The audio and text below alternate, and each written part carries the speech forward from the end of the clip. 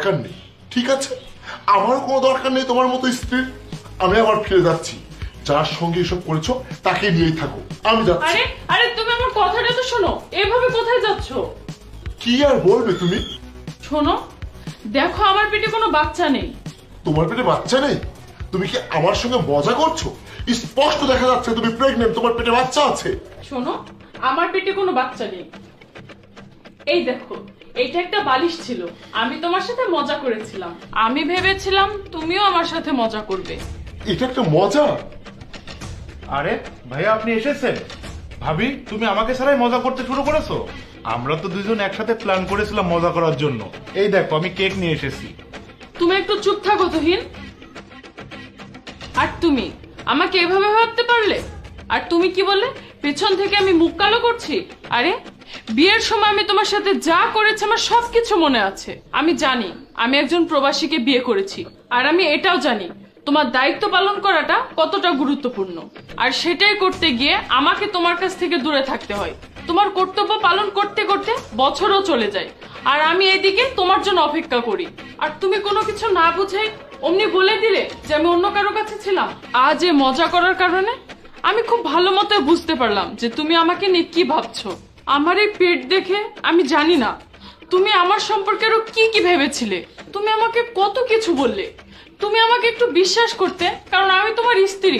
কিন্তু না, তুমি তো আমাকে কোনো কথা বলার সুযোগই দাওনি। জানি না আমার বিষয় তুমি আরো কি কি ভেবেছিলে। আজ তুমি সন্দেহ করে আমার হৃদয়টা ভেঙেছো। সত্যি আমি দুঃখিত, আমি অনেক বড় ভুল করে ফেলেছি। আসলে আমি তো জানতাম না যে তোমরা আমার সঙ্গে মজা করছো, আর আমি কিছু না বুঝে না জেনে তোমাকে কত কিছু বলে ফেললাম। আমি সত্যি ভুল করেছি, প্লিজ তুমি আমাকে ক্ষমা করে দাও। আমি জানতাম না যে তুমি আমার সঙ্গে এইভাবে মজা করবে, আমি বুঝতে পারিনি আসলে। আমি সত্যিই খুব দুঃখিত, দয়া করে তুমি আমাকে ক্ষমা করে দাও। আমি তোমাকে কথা দিচ্ছি আমি এভাবে আর কোনোদিন তোমাকে সন্দেহ করব না। আমি বুঝতে পেরেছি যে কোনো কিছু না জেনে না বুঝে এরকম প্রতিক্রিয়া করাটাও ঠিক না। তুমি আমার বাড়ি আসার জন্য খুবই উত্তেজিত ছিলে। এই মজা, এই কেক, এই সব কিছুর যে মজাটা আমি সেটা নষ্ট করেছি।